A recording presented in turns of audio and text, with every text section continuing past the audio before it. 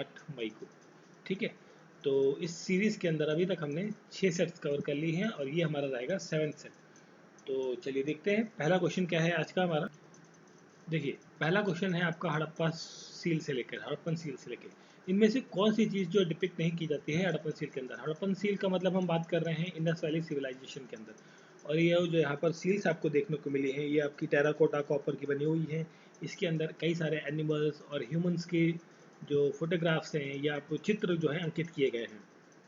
कुछ mythical animals के बारे में भी यहाँ पर बताया गया है। और ये सील्स जो हैं आपकी रेक्टेंगुलर शेप में या आपकी सर्कुलर शेप में या आप कह लीजिए थोड़ा सा सिलेंड्रिकल शेप में भी आपको देखने को मिलती है। ये सील्स आपको फाइंड आउट होती है। ठीक है, मतलब कुल मिला के इन सील्स के अंदर जो एक पिक्टोग्राफिक स्क्रिप्ट है वो आपको कुल मिला के राइटिंग्स देखने को मिलती है। अब हम बात करें यहाँ पर जो पर्टिकुलर चीज़ें जो इंडिकेट की जाती हैं यहाँ की सील्स मिली हैं यहाँ पर, वो किन किन चीज़ों को दर्शाती हैं। ये दर्शाती है यहाँ पर ड्रेसिंग को, ऑर्नामेंट्स को, आपकी हेयर स्टाइल को। ठीक है, hair style of the peoples के बारे में बताती हैं आपकी, एंड स्किल के बारे में बताती हैं, स्किल ऑफ आर्टिस्ट और स्कल्पचर्स के बारे में बात करती हैं। यहाँ पर ट्रेड कॉन्टेक्स्ट के भी बारे में बात की जाती है। भाई देखिए सील है तो इनको as a coin trade mark में यूज़ किया जाता था। ट्रेड एंड कमर्शियल रिलेशंस के बारे में बात करती हैं। देन रिलीजियस बिलीफ के बारे में बात करती है। देखिए पशुपतिनाथ की जो सील मिली थी उसमें एक रिलीजियस सिंबॉलिज्म देखने को मिलता है, जिसके अंदर एक स्ट्रक्चर है जो बीच में है, उसके आसपास कई सारे एनिमल्स खड़े हुए हैं, नतमस्तक, ऐसा लग रहा है कि नतमस्तक खड़े हुए हैं उसके सामने सर झुकाकर। तो इस तरीके के सम रिलीजियस पॉइंट आपको यहाँ पर कई बार देखने को मिलता है कई चीज़ों के अंदर। और यहाँ पर स्क्रिप्ट भी देखने को मिलती हैं, स्क्रिप्ट्स। ठीक है, तो अभी देखिए इनमें से कौन कौन सी चीज़ है। देखिए ड्रेस, ऑर्नामेंट, हेयर स्टाइल आपको पता हो गया, ये तो है आपकी। रिलीजियस बिलीफ बिल्कुल है। स्किल एंड आर्टिस्ट स्कल्पचर्स ये भी है। अब स्क्रिप्ट, ये सारी चीज़ें हमें देखने को मिल रही हैं।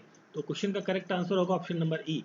ऑप्शन नंबर ई में जाएगा नन ऑफ द अबव वाला, है ना। मोर देन वन अबव भी है बट दोनों ऑब्लिक में है, तो भाई आंसर तो हमारा ऑप्शन ई ही रहेगा यहाँ पर। ठीक है, क्वेश्चन का करेक्ट आंसर है option number E, none of the above. फिर देखिए नेक्स्ट क्वेश्चन है आपका dual government system in Bengal के बारे में। जो डुअल शासन गवर्नमेंट इन बंगाल सिस्टम था उसके अंदर वो इंट्रोड्यूस किसके द्वारा किया गया था। ये इंट्रोड्यूस किया गया था रॉबर्ट क्लाइव के द्वारा। Option B is correct answer, Robert Clive.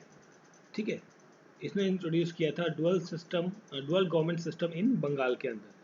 ठीक है, और एक जो ये हम बात करें कि ये सिस्टम जो है ये प्रैक्टिस में रहा कब तक, ये रहा था 1765 से लेकर 1772 के बीच में। ठीक है, और ये एक बहुत ही ज़्यादा एडवांटेजियस सिस्टम था फॉर द कंपनी के लिए, जिसके अंदर जो पावर है विदाउट रिस्पॉन्सिबिलिटी यहाँ पर आपको देखने को मिलती है। और इस सिस्टम के अंदर जो बंगाल का एडमिनिस्ट्रेशन है, ठीक है, वो डिवाइड हो जाता है दो पार्ट्स में। वो दो पार्ट्स आपके कौन से थे, एक था निज़ामत और दूसरा था दीवानी। ठीक है, निज़ामत एंड दीवानी। ठीक है, इन दो पार्ट्स में ये सिस्टम डिवाइड होता है। ठीक है, क्वेश्चन का करेक्ट आंसर है आपका option number B, Robert Clive. चलिए फिर हम बात करते हैं next question, boycott the Simon commission in Bihar. जो साइमन कमीशन आया था, साइमन कमीशन क्यों आया था, जो गवर्नमेंट ऑफ इंडिया एक्ट 1919 का था उसके प्रोविजंस को रिव्यू करने के लिए ये कमीशन गठित किया गया था। जो भारत आया तो उसकी जो प्रोग्रेस है उसको देखने के लिए आया था, रिव्यू करने के लिए। इसका बहिष्कार हुआ। बहिष्कार कब हुआ, एक्चुअली आना था इसको कब, लेकिन 1919 में आया था। तो इसे बना था, इसको रिव्यू करने का आया था, मतलब इसको 20 साल बाद आना चाहिए था, मतलब 1929 को आना था, 29 में। बट ये 1 साल पहले ही पहुंच गया, 2 साल पहले 1927 के आसपास में ये पहुंच गया था ये। ठीक है, तो एक्चुअली इसका बहिष्कार इसलिए हुआ क्योंकि इस कमीशन के अंदर कोई भी इंडियन मेंबर नहीं था। जितने भी मेंबर थे इस कमीशन में वो सारे क्या थे, ब्रिटिशर्स थे। ठीक है, तो भाई जब ब्रिटिशर्स हैं तो भाई भारत के हित की बात तो करेंगे नहीं, वो अपने हित की बात करेंगे। तो इस वजह से इसका जो है मोस्टली बहिष्कार आपको देखने को मिला ऑल इंडिया में। बट क्वेश्चन में ये पूछा गया है कि ये जो साइमन कमीशन है इसका बहिष्कार जब बिहार के अंदर हुआ, ठीक है, तो एक ऑल पार्टी मीटिंग हुई, यहाँ पे क्या होना चाहिए था, ऑल पार्टी मीटिंग हेल्ड हुई। अब वो ऑल पार्टी मीटिंग जो है वो किसके अध्यक्षता में हुई। ठीक है, क्लियर। और अच्छा हमने क्या 27 बोला था ना, ये हुआ था 1928 के अंदर। ठीक है, 1928 को आया था इंडिया ब्रिटेन से, जिसके अंदर 7 मेंबर्स थे, 7 एमपीज थे। एमपी मतलब वो जो ब्रिटिश पार्लियामेंट थी वहाँ के 7 मेंबर्स थे, जो कॉन्स्टिट्यूशनल रिफॉर्म था उसको उसकी रिकमेंडेशंस को या रिव्यू करने के लिए बेसिकली आए थे। ठीक है, उसके चेयरपर्सन कौन थे? Sir John Simon, John Simon. ठीक है, ये साइमन थे इसके चेयरपर्सन थे इस कमीशन के। किसकी अध्यक्षता में बिहार के अंदर ये ऑल पार्टी मीटिंग हुई?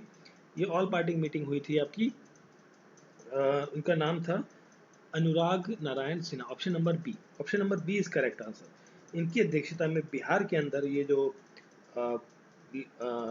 पूरा वो था प्रोसीजर चल रहा था विद्रोह करने का, सामन गो बैक वाला जो एक स्लोगन चल रहा था, वो इनकी अध्यक्षता में मीटिंग करी गई थी इनकी लीडरशिप के अंदर। और ये कमीशन जो है पटना पहुंचा कब? देखिए बिहार की हम बात कर रहे हैं, तो बिहार की बात करें तो ये पटना भी पहुंचा भैया। भले ही विरोध हुआ इसका, लाहौर से विरोध चालू हो गया इसका। ठीक है, लाहौर मतलब उस टाइम जो पंजाब का एरिया था वहाँ की हम बात कर रहे हैं, तो विरोध चालू हुआ मगर फिर भी आगे आया है, पंजाब पहुंचा। पटना पहुंचा। पटना पहुंचा 12 दिसंबर 1928 को। ठीक है, और उसके बाद फिर ये आगे 12 दिसंबर के बाद कुछ टाइम के बाद मतलब 24 तारीख में लगभग 12 दिन बाद ये पहुंच गया रांची। क्योंकि देखिए रांची भी उस टाइम पर क्या था, झारखंड का इलाका है, पटना का ही पूरा बिहार का ही एक पार्टी का था। ठीक है, तो इन दोनों जगहों पे इसका साइमन कमीशन का क्या हुआ, विद्रोह हुआ। ठीक है, तो एक ऑल मीटिंग हुई थी, उसके अंदर जो हेड थे वो थे Anurag Narayan Sinha. Option number B is correct answer. Next question है, who was the viceroy of India? Viceroy of India की हम बात कर रहे हैं तो मतलब हम 1858 के बाद की बात कर रहे हैं। ठीक है, ध्यान रखिए जब भी वाइसरॉय टर्म आए वो 1857 का विद्रोह जब हो चुका है उसके बाद जो जो लोग आए वो सारे वाइसरॉय कहलाए आपके। ठीक है, तो जब who is the viceroy of India पूछा गया है, when the Indian national Congress was established. ठीक है, Indian national Congress, Indian national Congress जिसे हम कहते हैं आईएनसी। ठीक है, इसकी स्थापना कब हुई थी? 1885 के अंदर, 1885 बेसिकली अगर जो हम बात करें। ठीक है, तो इसकी इस टाइम पर बेसिकली कौन था वॉइसरॉय? ठीक है, तो वो था Lord Dufferin. Option C is correct answer. Lord Dufferin जो है वॉइसरॉय था 1884 से लेकर 1888 तक। ठीक है, 85 में आईएनसी की स्थापना हुई थी और इसे किसने, ए ओ ह्यूम, ह्यूम ये नाम इंपॉर्टेंट है, क्वेश्चन में आता है कई बार, स्टेट में आएगा, स्टेट टीसीएस में आएगा, नहीं तो किसी न किसी स्टेट एग्जाम में आपको ये जरूर देखने को मिलेगा। ऑल इंडिया लेवल के एग्जाम में भी कई बार पूछा जाता है कि आईएनसी की स्थापना किसने की थी? ए ओ ह्यूम ने। ठीक है, चलिए फिर हम बात करते हैं बहुत इंपॉर्टेंट टॉपिक जो कि है रीजन क्या था, पूछा गया क्वेश्चन में, पूछा गया the reason behind the suspension of non corporation movement, इसे शॉर्ट में एनसीएम कहते हैं। ठीक है, नॉन कॉर्पोरेशन मूवमेंट जो था आपका असहयोग आंदोलन, इसको सस्पेंड करने का बेसिकली जो रद्द कर दिया गया था। ठीक है, कि भाई खत्म कर दिया जाता है असहयोग आंदोलन, वो उसका मेन कारण क्या था? अब मेन कारण जाने से पहले हम कुछ और चीज़ें इसके बारे में डिस्कस कर लेते हैं। देखिए सबसे पहले तो जो नॉन कॉर्पोरेशन मूवमेंट है एनसीएम, इसे शुरू किया था महात्मा गांधी ने 1 अगस्त 1920 को, 1 अगस्त 1920 को शुरू किया गया। और ये एक मास मूवमेंट था जिसके अंदर मतलब मास मूवमेंट में पूरे देश हर तरफ से जुड़ा था इस मूवमेंट के साथ में। जो पहले क्या थे, जितने भी विद्रोह या मूवमेंट हो रहे थे वो एक छोटे छोटे एरियाज में कन्फाइंड थे, but this movement non corporation movement जो है महात्मा गांधी ने जो शुरू किया वो कम्प्लीटली होल इंडिया को यूनाइट कर रहा था। मतलब हर प्रांत का, चाहे वो उत्तर का हो, भारत उत्तर का हो, दक्षिण का हो, मध्य का हो, पूर्व का हो, सब लोगों को इसने यूनाइट किया, नेशनलाइज किया, ऑर्गेनाइज किया for the freedom of India. जो भारत को आज़ाद करने की जो स्ट्रगल चल रही है उसके लिए यूनाइट किया गया। अब इस रीजन जो आपका नॉन कॉर्पोरेशन मूवमेंट है इसको शुरू करने का जो मतलब लॉन्च क्यों किया गया, इसको शुरू करने की ज़रूरत क्या पड़ी भाई, असहयोग आंदोलन क्यों लगाया गया भाई, लाया गया महात्मा गांधी के द्वारा, उसके कारण जान लेते हैं पहले, उसके बाद हम बात करेंगे सस्पेंशन के बारे में। तो जो लाया गया, इनेक्ट किया गया, हम बात करें इनेक्ट किया गया जो, उसके लिए कुछ रीज़न थे। तो सबसे पहला था जो एक इम्पॉर्टेंट था वो था जलियांवाला बाग। ठीक है, जलियांवाला बाग जो मैस्करेड था। ठीक है, जलियांवाला बाग जो मैस्करेड था, मतलब मैस्करेड मतलब ये हो गया आपका कि जो एक मास मर्डर बेसिकली, मतलब आप खुले में लोग वहाँ पर क्या कर रहे थे, मीटिंग कर रहे थे, जनरल डायर आया, उसने क्या कर दिया भाई, फायर का आदेश दे दिया, बहुत सारे लोग मारे गए। ठीक है, तो सबसे पहला एक इवेंट जो रीज़न बना नॉन कॉरपोरेशन स्टार्ट होने का, वो था जलियांवाला बाग, जो मस्करेस या ट्रेजिडी जो भी हुई है पंजाब के अंदर। उसके बाद था सेकेंड रीज़न इसके अंदर, वो आता है डिससेटिस्फैक्शन विद मोंटेगू क्लेम्सफोर्ड रिफॉर्म। जो मोंटेगू क्लेम्सफोर्ड रिफॉर्म था उसके साथ डिससेटिस्फैक्शन, क्योंकि इसके अंदर जो कई सारी चीज़ें जो ऐसी थी जो हमारे हित के लिए नहीं थी देश के। ठीक है, फिर आपका एक और एक्ट आता है रॉलेट एक्ट। रॉलेट एक्ट, ठीक है, रॉलेट एक्ट भी नॉन कॉरपोरेशन मूवमेंट शुरू होने का एक मुख्य कारण बना। साथ में एक और चीज़ थी खिलाफत मूवमेंट, खिलाफत, ठीक है, जो एलिगेशन था बेसिकली खिलाफत एलिगेशन, नॉट मूवमेंट, खिलाफत allegation. these four reasons are main reasons for which the non cooperation movement has been started। ठीक है, अब हम बात करते हैं सस्पेंशन के बारे में। ये तो देखिए ये इवेंट होगा जिनकी वजह से ये शुरू हुआ। अब हम बात करें अगर जो इसके सस्पेंशन के बारे में, तो सस्पेंशन के लिए जो मेन रीज़न था, सबसे महत्वपूर्ण रीज़न, वो था उत्तर प्रदेश के अंदर जो गोरखपुर डिस्ट्रिक्ट है वहाँ पर चौरा चौरी इंसिडेंट्स। ठीक है, क्वेश्चन का correct answer option number D, Chaura Chauri incidents. अब देखिए कांग्रेस का एक खिलाफत जो मूवमेंट था, ठीक है, एलिगेशन वो चल रहा था, उसी टाइम पर एक चौरा चौरी जो घटना हुई ये आपके उत्तर प्रदेश के अंदर फरवरी में, कब हुई थी? फरवरी 1922 के अंदर हुई थी। ठीक है, 2 साल हो चुके थे लगभग, क्योंकि देखिए 2020 में ये चालू हुआ था, सॉरी 1920 के अंदर। ठीक है, 2 साल हो चुके थे नॉन कॉरपोरेशन मूवमेंट को। और ये डेट थी, आपकी डेट याद रखिए, 5 फरवरी 1922 को ये इंसिडेंट हुआ, जिसके अंदर बहुत सारे मतलब पुलिस पर्सन्स जो ब्रिटिश पर्सन्स के इरिटेटिव बिहेवियर की वजह से उन पर अटैक किया गया और उनकी हत्या कर दी गई, मतलब ठीक है, जिसमें लगभग 25 पुलिस वालों की क्या हो जाती है, मौत हो जाती है। सॉरी नहीं, 25 नहीं, 22। ठीक है, जो एक आंकड़ा कई बार पूछा जाता है, बट कोई इतना खास इंपॉर्टेंट नहीं है, बट आपको पता हो जाए थोड़ा सा तो अच्छा रहता है। 22 पुलिस वालों की यहाँ पर मौत हो जाती है। ठीक है, तो जिसकी वजह से जो चौरा चौरी का इंसिडेंस है बहुत ज़्यादा तूल पकड़ लेता है और इसकी वजह से कई सारे वायलेंस आपके बढ़ जाते हैं। ठीक, बट जो आपका नॉन कॉरपोरेशन जो मूवमेंट चल रहा था, ये क्या था आपका, ये नॉन वायलेंस वाली चीज़ थी। अब यहाँ क्या हो गया, वायलेंस। तो वायलेंस होने की वजह से जो महात्मा गांधी हैं वो क्या हो गए, थोड़ा सा दुखी हो गए, उनको लगा ऐसा नहीं होना चाहिए था, मतलब ये हिंसा नहीं होनी चाहिए थी। ठीक है, ऐसे लोगों को मारना नहीं था, तो इस वजह से उन्होंने इस मूवमेंट को अपना वापस ले लिया और फाइनली जो ये नॉन कॉरपोरेशन मूवमेंट है इसका अंत हो जाता है 12 फरवरी 1922 को। देखिए आपकी शुरू हुई थी आपकी कब, ये 1 अगस्त शुरू हुई, 1 अगस्त 1920 को, ख़त्म हो जाती है 12 फरवरी 1922 को। ठीक है, तो कुछ इंपॉर्टेंट फैक्ट्स रहे हैं इस पर्टिकुलर क्वेश्चन के इस पर्टिकुलर क्वेश्चन की हम बात कर रहे हैं तो आपको पता होने चाहिए। ठीक है, चलिए फिर हम आगे बढ़ते हैं। चलिए फिर देखिए नेक्स्ट क्वेश्चन है, फिर है next question, who was the voice Roy when the Ilbert bill was introduce इन 1883। 1883 के अंदर जो इल्बर्ट बिल है जब वो इंट्रोड्यूस किया गया तो उस टाइम पर वॉइस रॉय कौन था? तो उस टाइम पर वॉइस रॉय था लॉर्ड रिपन। देखिए ऑप्शन कहाँ है, Lord Ripon, option D is correct answer, Lord Ripon. Lord Ripon, और ये जो आपका इल्बर्ट बिल है ये लिखा था सर कोर्टेनी परगिन इल्बर्ट ने। ठीक है, ये व्यक्ति हैं जिन्होंने ये इल्बर्ट बिल जो है लिखा था, उसे इंट्रोड्यूस किया गया था। ठीक है, ये एक्चुअली बिल जो था ये था इंडियन जजेस जो है वो जो कुड ट्राई विद यूरोपियंस, मतलब जो इंडियन जजेस हैं बेसिकली, जो जजिंग सिस्टम है, जुडिशरी सिस्टम है, उससे रिलेटेड बिल था कि जो इंडियन जजेस हैं वो ब्रिटिशर्स, अगर जो कोई ब्रिटिश का व्यक्ति है, इंग्लैंड का व्यक्ति है, उसने कोई क्राइम किया है, उसको अरेस्ट किया गया है, तो उसकी पैरवी जो है उसके बारे में रिलेटेड ये बिल था कुल मिला के। ठीक है, और इस बिल को पास कर दिया गया था कब? This Ilbert bill will be passed on 25 जनवरी 1884 को। ठीक है, और ये 1884 को पास कर दिया गया भारत के अंदर जो संसद थी उस टाइम पर। ठीक है, जो ब्रिटिश पार्लियामेंट थी कुल मिला के इंडिया के अंदर, और फिर ये क्रिमिनल प्रोसीजर कोड एक्ट के अंदर आ जाता है और ये इन्फोर्स हो जाता है 1 मई 1884 को, मतलब इस दिन से ये लागू हो गया, जो भी ये बिल था आपका इल्बर्ट बिल।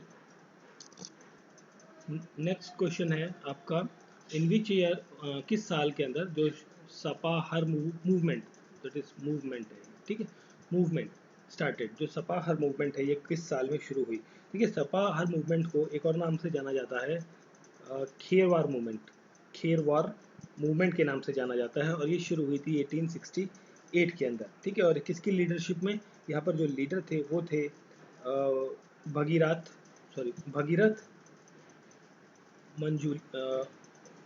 मंजूही, ठीक है, Manjhi, Bhagirath Manjhi is the leader of Kharwar movement, और इसे सपाहर मूवमेंट कहा जाता है, ठीक है। और ये एक्चुअली मूवमेंट जो था ना, इसके अंदर पॉपुलराइज हुआ था, इसके अंदर एक कॉन्सेप्ट था कि वन गॉड का एक जो कॉन्सेप्ट था, और इसका एम था कि सोशल रिफॉर्म करना है, इस तरीके से कुछ चीज़ें इसके अंदर बात करी गई थी, ठीक है। तो क्वेश्चन था किस साल में, 1868, correct answer option number B, ठीक है, ऑप्शन बी जो है यहाँ पर करेक्ट आंसर रहने वाला है। नेक्स्ट क्वेश्चन है सती प्रथा के बारे में। तो इसमें पूछा गया कि किस साल सती प्रथा जो प्रैक्टिस है उसको बैन कर दिया गया। सती प्रथा क्या होता था कि ये एक ऐसा कह लीजिए ट्रेडिशन था जिसके अंदर अगर जो हस्बैंड है, ठीक है, पति जो है हस्बैंड, उसकी मौत हो जाती है तो वाइफ जो है उसकी पत्नी, उसको भी उसके साथ जला दिया जाता है या दफना दिया जाता है। मतलब अगर जो हस्बैंड की डेथ हो गई तो उसके साथ ही जब उसकी डेड बॉडी जलेगी हस्बैंड की, जिसे अंतिम संस्कार कहते हैं, वो जब होगा तो साथ में उसकी पत्नी जो वाइफ है उसको भी अपनी जान देनी होती थी, वो चिता पर साथ में लेटती थी। तो इस तरीके का एक सती प्रथा सिस्टम चलता था टाइम पे। तो इसको बंद कर दिया गया भारत के अंदर। ये कब किया गया, बैन कर दिया गया बेसिकली। उसके लिए एक आया था आपका बंगाल सती, बंगाल, जस्ट बंगाल, ठीक नहीं स्पेलिंग गलत हो गया, यहाँ लिखते हैं बंगाल सती रेगुलेशन, सती रेगुलेशन आया था आपका, ठीक है, जिसके अंतर्गत बैन किया गया था सती प्रैक्टिस को in all the British India के अंदर। मतलब जो ब्रिटिश राज्य इंडिया का, जो ब्रिटिश इंडिया के अंदर जहाँ जहाँ पर ब्रिटिश राज्य है, ब्रिटिश का गवर्नमेंट है, वहाँ पर उसको पूरी तरीके से बैन कर दिया गया था। और ये पास कब किया गया था, this was passed, this sati Bengal sati regulation को पास किया गया था 4 दिसंबर 1829 को, 4 दिसंबर 1829 को। अब देन बाय द, मतलब एक्चुअली इस टाइम पर जो गवर्नर जनरल था ना, देखिए 1829 है, 57 से पहले की बात है, तो यहाँ पर कौन होगा, गवर्नर जनरल ऑफ इंडिया। तो इस टाइम पर गवर्नर जनरल ऑफ इंडिया थे विलियम बेंटिक, विलियम बेंटिक, आपको ये नाम पता होना चाहिए। सती प्रथा से रिलेटेड दो नाम इंपॉर्टेंट है, एक तो विलियम बेंटिक का, दूसरा है राजा राम मोहन रॉय, ठीक है। जब कभी भी पूछा जाए कि भाई सती प्रथा से रिलेटेड दो इंपॉर्टेंट नाम कौन से हैं, एक तो विलियम बेंटिक जो कि ब्रिटिश गवर्नमेंट की तरफ से था, गवर्नर जनरल ऑफ इंडिया था, दूसरा राजा राम मोहन रॉय। इन दोनों ने काफ़ी इंपॉर्टेंट स्टेप्स लिए अपने टाइम पीरियड में सती प्रथा को लेकर, ठीक है। तो अभी 1829 की हम बात कर रहे हैं, पूछा था कि साल में हुआ, option C is correct answer 1829। अब हमने बात करी एक राजा राम मोहन राय की। ये एक वॉसिफेरस कैंपेनर थे। वॉसिफेरस मतलब एक बहुत ज़्यादा जो ये क्रूरता थी ना सती प्रथा वाली, मतलब एक क्रूरता ही कहेंगे इसे, है ना। तो इसके जो वो होते ना कंप्लीटली अगेंस्ट पर्सन, कहीं भी सुने तो बंदा भड़क जाए कि भाई ऐसा नहीं होना चाहिए, इस तरीके की बातें ये करते थे, ठीक है। तो क्वेश्चन का करेक्ट आंसर हो गया आपका ये। और साथ में ना इनके साथ में जो आपका विलियम बेंटिक है और राजा राम मोहन राय, दोनों ने मिलकर एक दूसरे के साथ में मिलकर काफ़ी अच्छा काम किया, जिसके अंदर जैसे काम की हम बात करें, सती प्रथा तो रहा ही आपका, साथ में चाइल्ड मैरिज, जो बच्चों की शादी हो जाती थी 9 साल में, 8 साल में, जो लड़कियां उनकी शादी हो गई, 12 साल में शादी हो गई, तो इन चीज़ों के खिलाफ जो है इन्होंने वर्क किया। फीमेल इन्फेंटिसाइड्स के अगेंस्ट भी इन लोगों ने कई साल, मतलब जो वुमेंस की इन्हेंसमेंट के लिए, जो वुमेंस की ग्रोथ के लिए इन दोनों ने मिलकर कई सारे काम किए हैं। चलिए फिर हम बात करते हैं next question. Most unique feature आपको बताना है चोला एडमिनिस्ट्रेटिव सिस्टम का। जो चोला एम्पायर था, देखिए चोला एम्पायर कहाँ था, दक्षिण की तरफ था, ये आपका दक्षिण भारत है। तो ये इस एरिया में मोस्टली आपका जो तमिलनाडु आंध्रा वाला, थोड़ा सा कर्नाटक का पार्ट, जो यहाँ पर जो है मोस्टली चोला एम्पायर फैला हुआ था। उसके बाद फिर ये आपका थोड़ा उड़ीसा की तरफ, बंगाल की तरफ गया था। फिर ये बात करें हमें, फिर बाद में कुछ टाइम तक ये एक्सपेंड हुआ आपका, जो थाईलैंड है, इंडोनेशिया है, मलेशिया है, इस तरफ में भी थोड़ा सा कुछ दूर तक ये फैला। ठीक है, सिर्फ चोला एम्पायर इंडिया तक कन्फाइंड नहीं था, बाहर भी गया। ठीक, अब क्वेश्चन पूछा गया मोस्ट यूनिक फीचर जो चोला एडमिनिस्ट्रेशन सिस्टम के बारे में बात करता है, वो है यहाँ पर जो इसकी जो जस्ट मिनट, इसका जो है जो यूनिक फीचर है वो है village autonomy. Village autonomy, option number D is correct answer. अब देखिए विलेज ऑटोनॉमी में क्या हुआ कि जो चोला कंट्री थी, बेसिकली जो एम्पायर था, या इसे चोला कंट्री या चोला एम्पायर और एक और नाम से जाना जाता है, इसे कहा जाता है चोला मंडलम। चोला मंडलम, चोला मंडलम के नाम से भी हम जानते हैं इसे। और ये एक्चुअली जो कोरोमंडल कोस्ट है, बेसिकली कोरोमंडल कोस्ट है ना आपका, तमिलनाडु आंध्रा वाला जो इलाका है, यहाँ पे कोरोमंडल कोस्ट है आपको। ठीक है, इधर मालाबार कोस्ट है। तो जो कोरोमंडल कोस्ट वाला जो इलाका है ईस्ट का, उसके पास का जो फर्टाइल वैली है, फर्टाइल वैली यहाँ पर किसकी मिलती है, कहाँ पर देखने को मिलती है, कावेरी रिवर के किनारे। जो कावेरी रिवर है उसके आसपास का जो फर्टाइल एरिया है, उसके आसपास का। ठीक है, और इस टाइम पर जो इसकी कैपिटल थी तमिलनाडु के अंदर एक जगह है, उसका नाम है उरियार। ठीक है, Uraiyur, Uraiyur is the capital of Chola empire.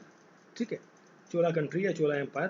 ठीक, ये एक बहुत बड़ी लंबी, एक बहुत लंबे समय तक रहने वाली साउथ की एक डायनेस्टी थी, जो कि लगभग 300 बीसी से लेके अराउंड 13th सेंचुरी तक ये लगभग रही, छुटपुट लगभग 1500 साल के आसपास में ये रही है, जिसके अंदर 4 पार्ट्स आपको देखने को मिलते हैं। देखिए, अब चोला एम्पायर की हम बात करें तो चोला एम्पायर जो है बहुत बड़ी डायनेस्टी थी भाई। 1500 साल इस डायनेस्टी ने साउथ इंडिया में राज किया भाई, 1500 साल, that means a huge number.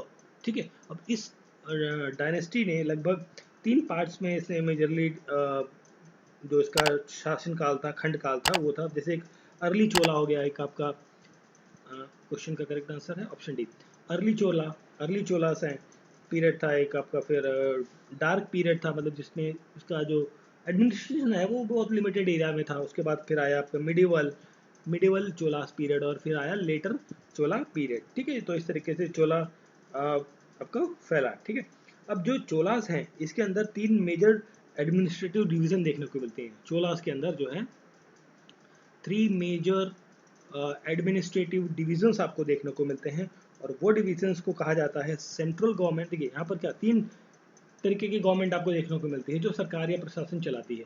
पहली है आपकी सेंट्रल गवर्नमेंट, ठीक है, दूसरी है प्रोविंशियल गवर्नमेंट, थर्ड है आपकी लोकल गवर्नमेंट। ठीक है, लोकल गवर्नमेंट जैसे आज की डेट में हम बात करें तो सेंट्रल केंद्र सरकार, फिर राज्य सरकार, फिर लोकल गवर्नमेंट जो आपकी म्यूनसिपैलिटीज, पंचायत, ये सब चीज़ें जो आती हैं, ये सब चीज़ें।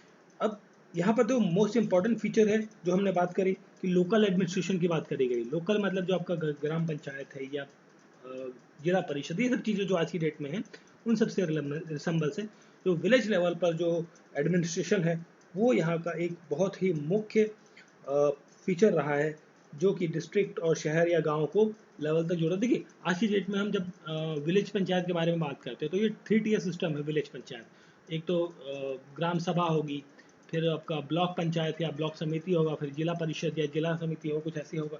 ये 3 तरीके का आपको डिवीज़न देखने को मिलता है। ये डिवीज़न आपको ये 1500 साल पहले भैया 13वीं शताब्दी में, या देखिए आपकी 300 बीसी, ठीक है, से लेके आप 13वीं शताब्दी के आसपास, मतलब इस ड्यूरेशन में भी आपको ये सब चीज़ें यहाँ पर देखने को मिलती है।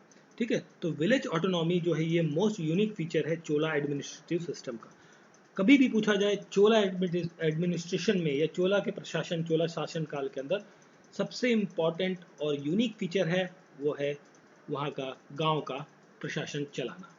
ठीक है, चलिए ये भी एक इम्पॉर्टेंट क्वेश्चन है, 1857 से रिलेटेड पूछा गया है। 1857 का जो रिवॉल्ट हुआ था ये शुरू कब हुआ, ये शुरू हुआ था आपका 10th ऑफ मे को, ये आप पेज हुआ 10th ऑफ मे को ये शुरू हुआ। ठीक है, option B is correct answer. अब 10th ऑफ मे को कहाँ पे शुरू हुआ, मेरठ से, मेरठ। ठीक है, और मेरठ में कहाँ पर ये हुआ था, 3rd नेटिव इन्फेंट्री थी एक यहाँ पर, 3rd नेटिव इन्फेंट्री। ठीक है, और इस इन्फेंट्री बेसिकली आर्मी की एक टुकड़ी थी जिसने क्या कर दिया, रिफ्यूज़ कर दिया था। किस चीज़ को रिफ्यूज़ किया, इसने रिफ्यूज़ किया जो यहाँ पर वो थे जो न्यू कार्टिलेज आई थी, बेसिकली जो गन्स हैं, हथियार होते थे, उसके अंदर जो कारतूस होती थी, बुलेट्स होती थी, उसे मुंह से थोड़ा सा चबा के बाइट करके उसे डालना होता था। तो ये फैला कि भाई उसके अंदर जो है गाय और सूअर की जो चर्बी है वो डाली गई है, ठीक है। तो जिसकी वजह से उस चीज़ को मतलब सैनिकों ने मतलब वो कर दिया कि भैया हम नहीं करेंगे ऐसे। तो इस जो 1857 का विद्रोह है, इसे कहा जाता है, एक और नाम से जानते हैं, इसे कहते हैं हम सिपॉय म्यूटिनी, म्यूटिनी के नाम से भी हम इसे जानते हैं, ठीक है। और कुछ लोग इसे कहते हैं कि इंडिपेंडेंस की फर्स्ट वर्ल्ड वॉर, मतलब आज़ादी की पहली लड़ाई जो है 1857 के विद्रोह को भी माना जाता है, ठीक है। तो ये शुरू हुआ था 10 मई 1857 को, ठीक है, इंपॉर्टेंट है, ध्यान रखिए इसे। चलिए फिर देखिए नेक्स्ट क्वेश्चन, करेंट आपको सीक्वेंस बताना है। Europeans come to India to for trade. अब देखिए यूरोपियन क्या है, जितने भी भारत के अंदर आए, चाहे वो डच हो, फ्रेंच हो, पुर्तगीज हो, इंग्लैंड वाले या ब्रिटिश वाले, बेसिकली ये सभी लोग कहाँ से थे, कुल मिला के थे तो यूरोपियन, ठीक है, जिन्हें हम अंग्रेज कहते हैं कुल मिला के, जैसे हमें एक साथ दिख जाते हैं लोग, but all are the Europeans technically, ठीक है। और ये बेसिकली इंडिया किस आए थे, राज करने नहीं आए थे, they come here for the trade only, for the business purpose. After that they are settled here and do different things here. तो यहाँ पर जो क्रोनोलॉजी है, सबसे पहले कौन आया, देखिए सबसे पहले आए थे पुर्तगीज, पुर्तगीज आए थे, पुर्तगीज के बाद आए थे डच, डच के बाद आई थी ब्रिटिश, देन फ्रेंच, ठीक है। अब सबसे पहले आने वाले और सबसे बाद में जाने वाले कौन थे, पुर्तगीज ही थे। सबसे पहले तो भैया आ गए और सबसे बाद में भी यही लोग गए। अब देखिए क्वेश्चन का करेक्ट आंसर क्या हो गया, देखिए कहाँ ये, option C, Portuguese, Dutch, English और French, option C is the correct answer, ठीक है। अब जो पुर्तगीज हैं, ये पहले यूरोपियन थे जो भारत आए मिडिवल इंडिया के टाइम पर for the trade in India, Bharat के अंदर ट्रेड करने के लिए। बट अब जो पहला पुर्तगीज भारत आया था वो कौन था, एक पुर्तगीज नाविक था जिसका नाम था Vasco D gamma, Vasco D gamma. ये आया था भारत के कोस्ट में, कालीकट में, कालीकट, ठीक है, कालीकट के अंदर। अब कालीकट के अंदर आया था ये कब, 19 सॉरी नॉट 19, दैट्स 1498 को, 1498 के आसपास, ठीक है। एक लंबा रास्ता तय करके आया, केप ऑफ गुड होप। अब केप ऑफ गुड होप जो आता है, ये आपका दक्षिण अफ्रीका, जो साउथ अफ्रीका है, वहाँ पर एक जगह पड़ती है केप ऑफ गुड होप। वहाँ से होते हुए ये भारत के कालीकट, जो आपका केरला के आसपास का इलाका है, पास में, वहाँ पर आपको पहुँचा, ठीक है। अब ये किसकी मदद से आया था, ये भी कई बार पूछा जाता है। एक गुजराती नाविक था, ठीक है, गुजराती गाइड था बेसिकली, गुजराती गाइड, ठीक है, गुजराती गाइड। उस गुजराती गाइड का नाम था अब्दुल माजिद, अब्दुल माजिद, ठीक है। अब्दुल माजिद की मदद से ये जो वास्को डी गामा है ये भारत पहुंचा था, ठीक है। तो पुर्तगीज आए 1498 के अंदर, सबसे ज़्यादा रहे और ये वापस गए लास्ट में। मैंने बोला ना अभी, पुर्तगीज सबसे पहले आए और सबसे बाद में गए, वही 1498 को आए थे ये लोग, और ये लोग गए 1961 में, ठीक है। मतलब इतना लंबा साल टाइम पीरियड, ज़्यादा इन्होंने किया कुछ नहीं, बट आए। देखो होता ना कि भाई हु इज़ द फर्स्ट और हु इज़ द लास्ट, तो भाई कौन जीता कौन लास्ट में रहा, तो यही देखा जाता है ना भाई। तो जो रेंज हो गई, तो that will be the range 1961। Last जो थे आपके गोवा वाले जो थे, गोवा को इनसे आज़ाद कराया गया था पुर्तगीज से, ठीक है। तो क्वेश्चन का करेक्ट आंसर है ऑप्शन नंबर सी। अब देखिए यहाँ पर ना एक चीज़ आती है, कई बार लोगों के दिमाग में ना एक इवेंट आता है, भाई अगर जो पहली बार कोई विदेशी भारत की धरती पर आया, जो था पुर्तगीज, वास्को डी गामा ने भारत को खोजा, ऐसा लोग कहते हैं, है ना। आपने एक नाम सुना होगा, अलेक्जेंडर, अलेक्जेंडर नाम सुना होगा, है ना। अलेक्जेंडर जिसे सिकंदर कहा जाता है, सिकंदर, ऐसे थोड़ा रब कर देते हैं, है ना। आपने एक नाम सुना होगा अलेक्जेंडर, है ना, ग्रीस, ग्रीस से था ये अलेक्जेंडर। और जिसको कहा जाता है कि ये सिकंदर, हिंदी में ऐसे कहते हैं ना भाई, सॉरी सिकंदर, ठीक है, सिकंदर। तो ये दुनिया पे फतेह करने निकला था भैया, पूरा ग्रीस और आपका जो मेसोपोटामिया है, इराक, ईरान, सब जीतते हुए भारत की तरफ पहुंचा था और फिर वापस चला गया था। मतलब कुछ इलाका इसने जीता था, कब्जा किया था, फिर चला गया था। तो भाई ये तो अलेक्जेंडर तो पुर्तगीज के आने से पहले ही आया था। तो ये एक बहुत बड़ी कंट्रोवर्सी है, कॉन्ट्रास्ट है कि अलेक्जेंडर पहले आया कि कौन आया भाई। भाई पुर्तगीज से पहले तो भाई ये अलेक्जेंडर ही आ गया था। तो हम ये, अगर ये स्टेटमेंट कभी कही जाए कि कि पुर्तगीज सबसे पहले आए भारत में, भारत की खोज पुर्तगीज ने की। तो ये स्टेटमेंट ना थोड़ी सी गलत है, टेक्निकली गलत है। अगर जो हम फैक्ट्स के ऊपर बात करें तो फैक्ट्स में ये चीज़ आपकी गलत बन जाती है, ठीक है। बट हम उधर नहीं जाते हैं, बट आपको थोड़ा सा आइडिया दे दिया कि कभी ऐसा कुछ आए तो आप टेक्निकली बता सकते हैं कि भाई अलेक्जेंडर पहले आया था, पुर्तगीज नहीं आए थे, पुर्तगीज तो बाद में आए थे, ठीक है। और अगर जो हम बात करें ना, तो अलेक्जेंडर कब भारत में आया भाई, ये आया था लगभग आई थिंक 326, हाँ 326 BC। अब देखिए, अब अगर जो हमारा ग्रेगोरियन कैलेंडर जो आपका चल रहा है आजकल, ये कैलेंडर सिस्टम जो हमारा चलता है, जो हम अभी 2022 के ईयर में चल रहे हैं, उसके अकॉर्डिंग तो भैया ये लोग तो आए थे 1500 में, मान लीजिए मोटा मोटा 1500 के आसपास। भाई ये तो 1500 और प्लस ये 1800 साल पहले आया था लगभग अलेक्जेंडर तो भाई ये तो गलत होगा ना, थोड़ा सा विरोधाभासी है स्टेटमेंट, है ना। चलिए फिर आगे। Next question, who among the following was or were not the member of the committee that was drafted the Nehru report. जो नेहरू रिपोर्ट एक गठित की गई थी, देखिए अब नेहरू रिपोर्ट की बात करते हैं तो नेहरू रिपोर्ट जो है ये फरवरी 1928 की बात है, ठीक है। उस टाइम पर चेयरमैन थे जो नेहरू रिपोर्ट के, वो तो जवाहरलाल नेहरू नहीं थे, इस टाइम पर थे मोतीलाल नेहरू, ठीक है। वो थे जो नेहरू रिपोर्ट के चेयरपर्सन, जिन्होंने एक ड्राफ्ट किया था कॉन्स्टिट्यूशन को, लगभग ड्राफ्ट करने का काम किया। और इसके अंदर कुछ मेंबर थे, जैसे कि आपके एक तो थे आपके तेज बहादुर सप्रू, देखिए यहाँ पे नाम लिखा हुआ है, तेज बहादुर सप्रू थे यहाँ पर, ठीक है। सुभाष बोस थे, सुभाष चंद्र बोस, ठीक है। यहाँ पे सुभाष चंद्र बोस की हम बात कर लेते हैं, ठीक है। एम एस एनी थे, ये वाली ऑप्शन भी है आपका, ठीक है। फिर आप बात करें मंगल सिंह नाम नहीं दिया हुआ है, कोई बात नहीं, ये भी थे। देन हम बात करें अली इमाम भी यहाँ पर थे। Then Shoaib Qureshi and then GR Pradhan, ठीक है। तो देखिए 8 लोग, लगभग GR प्रधान नहीं, 7 लोग यहाँ पर मेंबर थे इस पूरी जो नेहरू कमेटी जो थी उसकी, ठीक है। तो क्वेश्चन में पूछा गया नॉट द मेंबर की हम बात कर रहे हैं, जो मेंबर नहीं थे। अब देखिए जवाहरलाल नेहरू तो यहाँ थे ही नहीं, तो ये हो गया। वल्लभ भाई पटेल भी इस लिस्ट में नहीं है, जो 7 लोगों के लिए 7-8 लोगों के लिस्ट हमने देखी इसके अंदर। तो यहाँ पर 2 ऑप्शन हो जाते हैं, B और D। तो क्वेश्चन का करेक्ट आंसर क्या रहेगा, more than the one above, एक से ज़्यादा लोग यहाँ पर मेंबर नहीं थे। तो क्वेश्चन का correct answer option number E। ध्यान रखिए, क्वेश्चन का करेक्ट आंसर है ऑप्शन नंबर E, ठीक है। अब ये जो रिपोर्ट थी नेहरू रिपोर्ट, तो Nehru report actually dominion status of, ये बात करती थी डोमिनियन स्टेटस फॉर इंडिया, इसके बारे में ये एक रिपोर्ट बनाई गई थी, जिसके अंदर सेल्फ गवर्निंग डोमिनियन जो एक सिस्टम था उसके बारे में बात करी गई। इसने 9 फंडामेंटल, जो रिपोर्ट है 19 फंडामेंटल राइट्स के बारे में बात करी गई इस रिपोर्ट के अंदर, जिसके अंदर इंक्लूड थे equal rights for the womens के बारे में बात करी गई, the right to form unions के बारे में बात करी गई, यूनिवर्सल एडल्ट फ्रेंचाइज, ठीक है, इसके तहत आप वोट डालते हैं, इन सभी चीज़ों के बारे में इस पर्टिकुलर रिपोर्ट के अंदर बात करी गई थी, ठीक है। तो डिटेल में नहीं जाते ज़्यादा, बहुत सारी चीज़ें थी इसके अंदर। तो क्वेश्चन का करेक्ट आंसर आपको मिल गया है ऑप्शन नंबर E।